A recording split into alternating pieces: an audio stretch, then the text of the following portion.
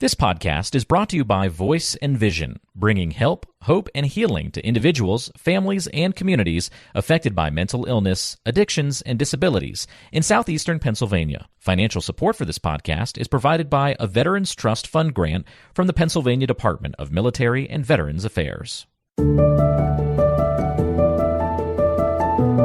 Welcome to Untold Valor, a podcast with a unique focus on veterans, featuring stories of courage, recovery, perseverance, and strength. Listen to hear veterans share their perspectives on what it's like to battle mental health challenges, combat addictions, and overcome other adversities unique to those who have served.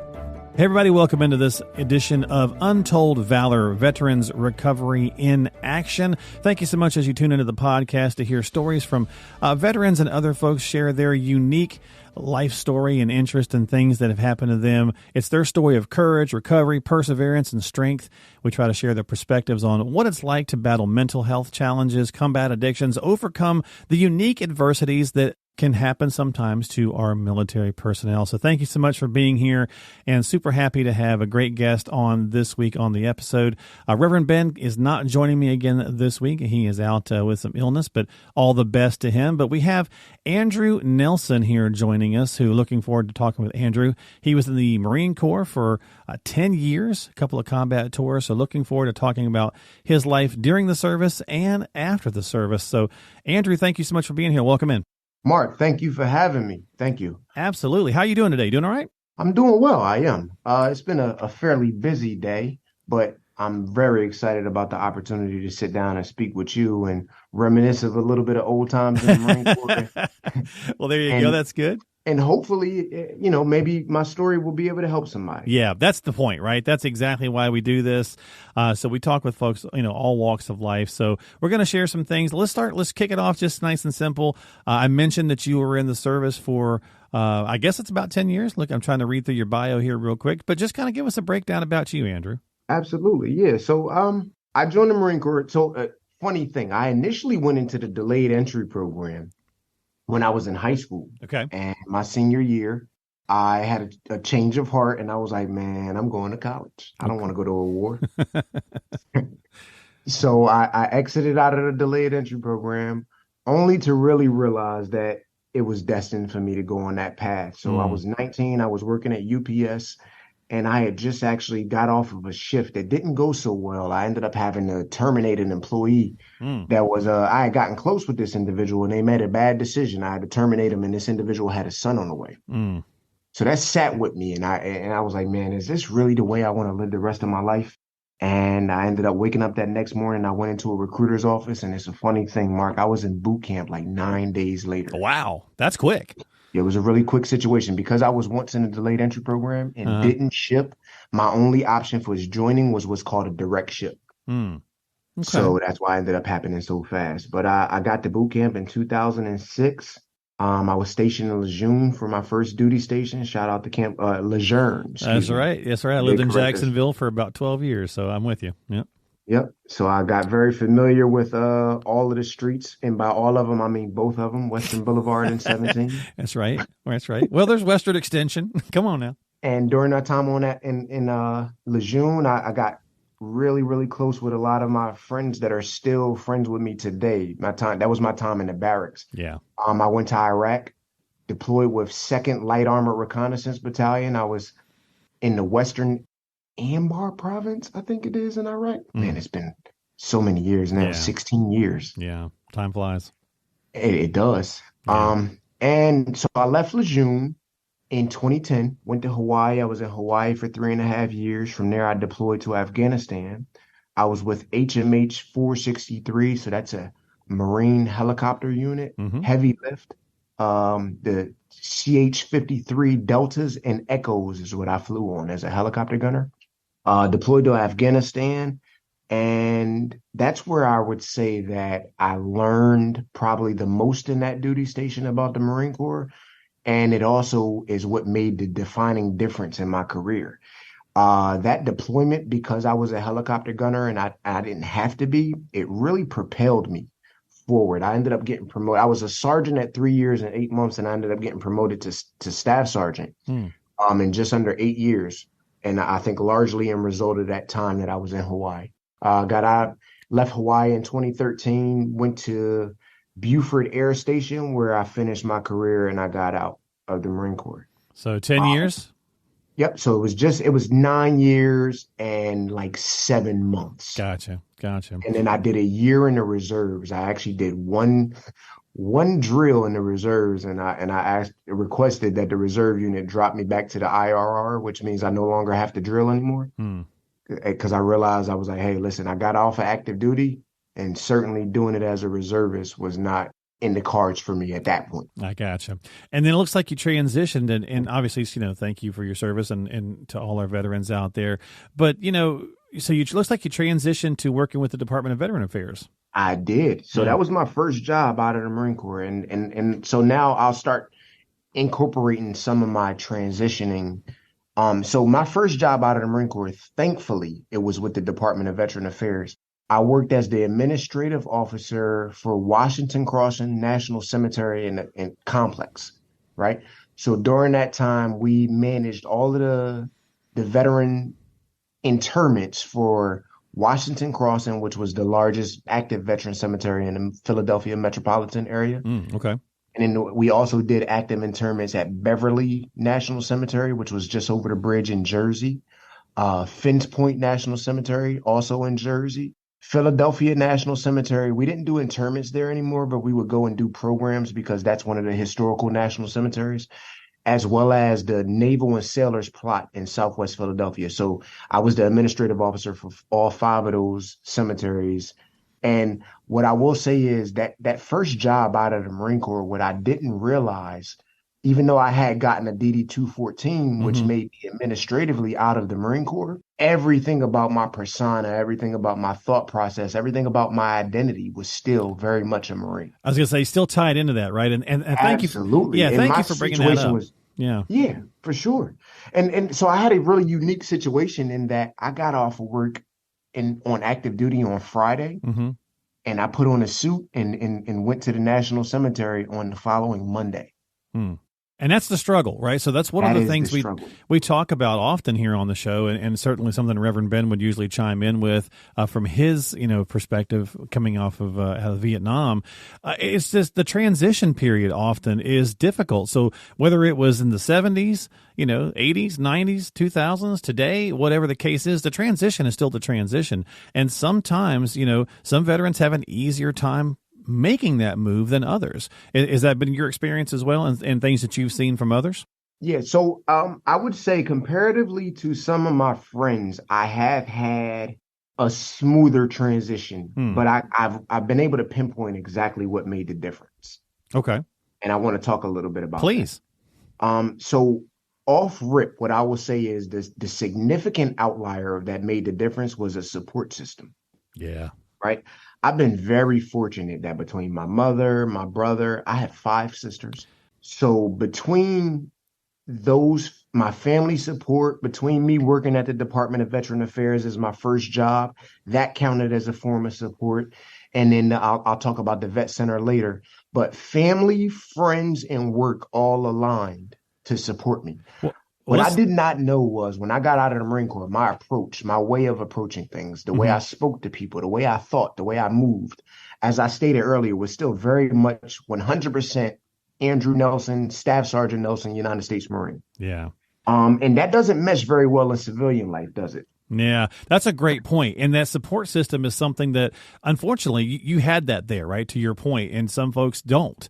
Right. And that's where, the team at Compeer Core and Voice and Vision that help us, put on this podcast, there's lots of resources out there that can help kind of shore up that support system. So that's why we do this as well, as trying to get people to say, hey, look, it makes all the difference, whether you have one or not. Find one. Go in. There's lots of places to get a support system, but it is there, and it can make the world a difference. It does indeed. So I can say definitively, if I did not work for the Department of Veteran Affairs as my first job, I would have been terminated. Simply put, there is no way I would have made it 3 years in the organization because there was a lot of coaching that was involved from the I don't want to mess up his title. He was the director. That'll work. Gentleman by the name of Greg Whitney, who I, to this day, have a lot of respect for. And more specifically, I have a lot of sincere thanks because he helped me a great deal. The coaching and the mentoring that I received from him, understanding that I was a transitioning veteran, he could have very well terminated me with cause immediately on some of the things that I did. There was one time where I was hosting a service and I corrected one of the airmen, Mm-hmm. not really realizing that their culture of correcting is slightly different than the Marine Corps, but Right. furthermore, not really putting it together with me Little that I'm different, no right? longer in the military, Right, right? right. Yep. So it's not even my role to correct, but I saw something that was wrong and I corrected them, and it really created a situation in my job where I had to open my eyes and I'm like, hey, you have to transition mentally Yeah. because you're no longer in the Marine Corps. So, the way that you're used to doing things just has to change. So I had support in that Mr. Whitney was able to coach me from the perspective of leadership, but also all of my coworkers were veterans. And there was a gentleman that named Rick, and Rick told me something one day when I went through this depression. I was having issues inside of my household. I am now divorced. I was having problems connecting with my children. I was having Mm. problems connecting and excelling at work.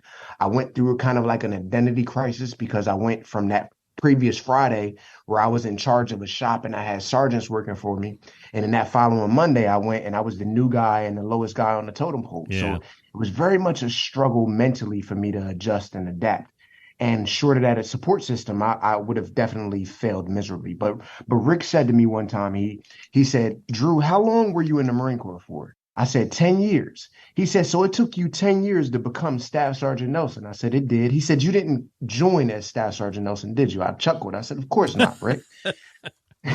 And he said, so Drew, I'm a little worried as to why you think that you will be able to normalize and go back to your normal self with the Yeah. snap of a finger. And then it hit me and it clicked. That's powerful, right? He said it took you 10 years to become Staff Sergeant Nelson. You can expect around about that amount of time to come back to regular Drew again as well. Yeah. So That's managing my expectations. So the support system and the wisdom of others who have done it before me to help me manage my expectations. Because I really was expecting, like, what's wrong with you, man? You're having this problem? Why can't you do this? Why don't you just do this? Not understanding it. Again, it took 10 years for me to become Staff Sergeant Nelson. So I got to go about the process of finding out who Andrew Nelson is outside of the Marine Corps, and it's not going to happen overnight. So I know for sure that job, that support system, working in the VA system was a tremendous asset for me transitioning. Yeah. I That's missed a lot powerful, of man. days. When I first got out, it was the hardest. I distinctly remember several days where my depression was so heavy, I couldn't get out of the bed. And it was as simple as picking up the phone and calling Mr. Whitney, and he very much understood and he very much supported me and was very helpful in that. Again, if I was in another job and I couldn't perform and I couldn't come in, I don't know how things would have been handled. And I might not have been able to feed my family, and it would have added to a level of stress that I do see a lot of my friends who are veterans transitioning. They didn't have that same cushion, so their level of stress is significantly stronger. So yeah, support system, I would say family, work, and all across the board.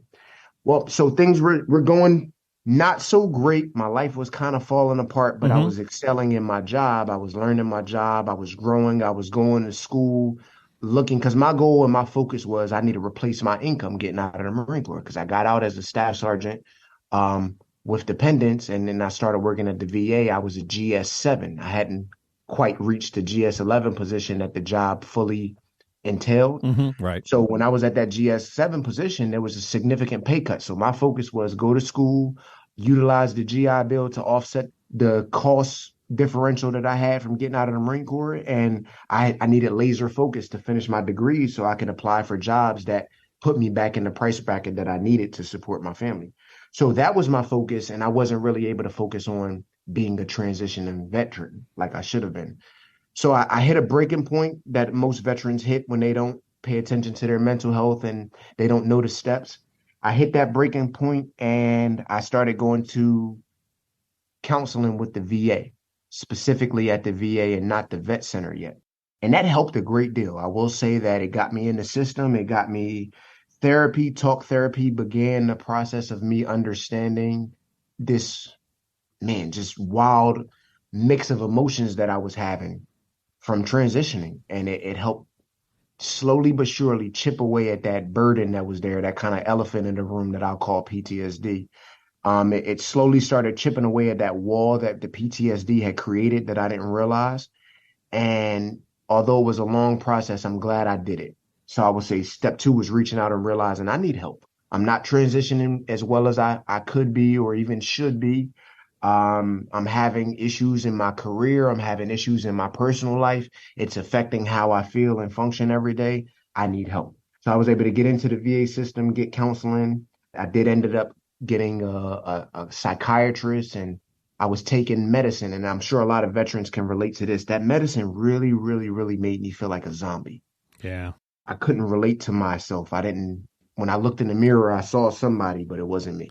Kind of hard to get back to Andrew Nelson, right? Whenever you're kind of feeling like you're in this fog with that. So, and well, even more so, Mark, not even hard to get back to Andrew Nelson, but at this point, who is Andrew Nelson? Yeah, great point. Right? I joined the Marine Corps at 19, and for 10 years, my identity revolved around being a Marine. Yeah. And then I went to a 5-day class on how to be a civilian, and it went into the world.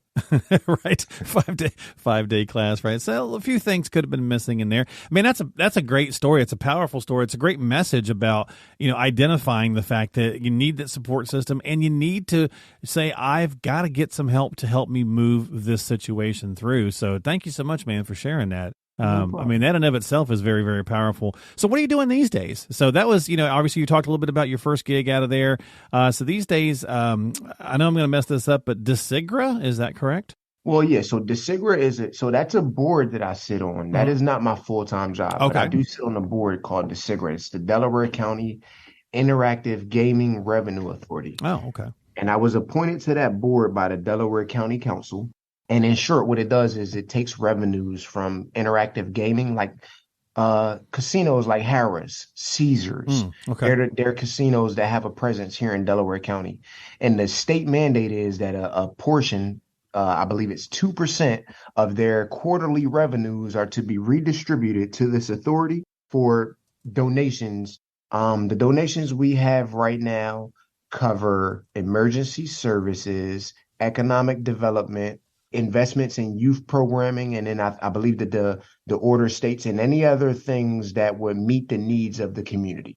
So the board has also established targets that they want to specifically invest in new age youth. So any kind of programs that do developmental programs for children, and also food insecurity. Gotcha. And with included in that, of course, emergency services, food insecurity, it specifically programs that can help veterans.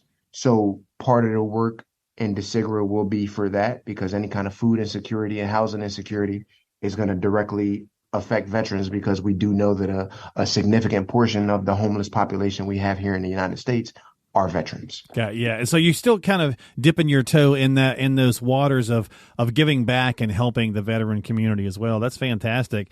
And you did a little run for Delaware City Council as well, yeah? I did Delaware County Council. Yeah, thank you. I did. So back in 2019, I ran for county council. At that time, I was working on a borough management firm for Yaden, which was my second job after I left the Department of Veteran Affairs. Gotcha. I was there for about a year.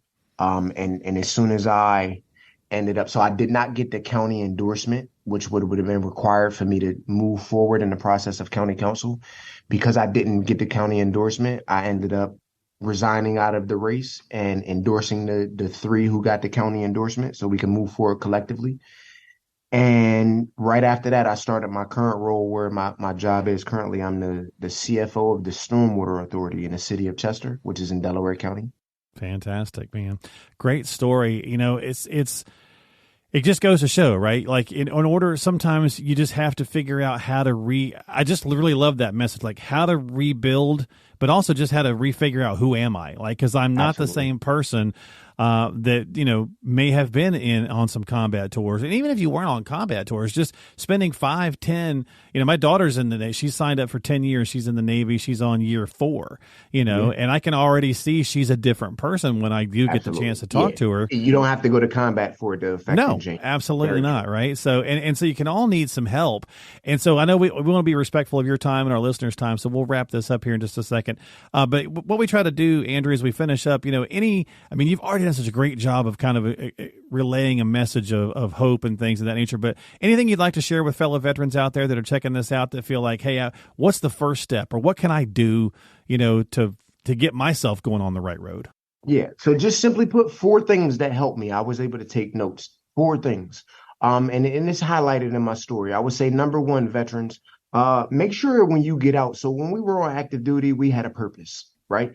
And all of our work was aligned with purpose. So when you get out, I would say find work that suits you and gives you purpose, right? Where should you look? You should certainly look in jobs that would be understanding to veterans, because from real life experience as a transitioning veteran, if the job understands what that means and is able to give you reasonable accommodations, that's a good thing. Seek therapy and a support system, and they're both synonymous. Your therapy is part of your support system, and it's very imperative. And then the only other thing I would do is a call to action to all people. I would say, hey, if you know a veteran, just because that veteran may appear on the outside that they don't have any wounds, it's a solid chance that they have tremendous emotional baggage and wounds. So my call to action to all people working with and around veterans, come from a place of understanding, because it's very hard. It is an identity crisis. You're trained to have a certain perspective that doesn't necessarily mesh well with a civilian, and transitioning back into becoming a civilian is not an easy feat. So just try to be understanding. If you know veterans, recommend therapy to them, push a support system. CompHere is an excellent program that Rob told me about. I'm going to continue to work with them and see how we can grow that organization to help. But that would be the main things. Jobs that understand you, therapy, support system, and find a person. And my call to action to everybody that's not a veteran, if you see a veteran, pass this information to them, and please do it in love, because they're likely struggling. Man, that's awesome. Thank you so much, Andrew, for being here. We'll have links to various different things in the show notes, as we usually do, to CompHere and Voice and Vision, and various different links. So if you need some help, again, great points from Andrew. Reach out and get started today. So don't, subscribe to the podcast, share the podcast with others that might benefit from the messages of the different veterans and folks and service people we have on here. You can find it on Apple and Spotify and the YouTube platforms. And of course, you can always reach out to the team here on Untold Valor with the links that we'll have again in the show notes. So thanks so much for being here and checking out this edition of Untold Valor, Veterans Recovery in Action. Andrew Nelson, thank you, sir. Thank you, Mark. A pleasure meeting you. Have a great day. We'll see you next time right here on the podcast. You've been listening to Untold Valor by Voice and Vision. We hope you found the information and resources discussed today helpful. As always, thank you for listening and for your support. Remember to stay connected with us through our various social media platforms, including Facebook, Instagram, and YouTube. Don't forget to visit the website, voiceandvisioninc.org. That's voiceandvisioninc.org, where you can sign up for our blog and find free resources and information on upcoming events, webinars, workshops, and get support. You can also access our free help and hope guide for individuals and families struggling with substance use and addiction. If someone you know is struggling, please reach out for help, because you and your life matter. Remember, the National Suicide and Crisis Lifeline is available to you at any time by dialing 988. We are all ambassadors of hope and recovery. And if you want to share your story, please contact us. CompHere Corps is also looking for veteran mentor volunteers and veteran participants. To find out more information about CompHere Corps, please call 610-541-0790. That's 610-541-0790. You can find all the links and contact information for the resources mentioned on today's episode by checking the description and the show notes section of your app. Thank you again for tuning in and for your support. Until next time, this has been Untold Valor.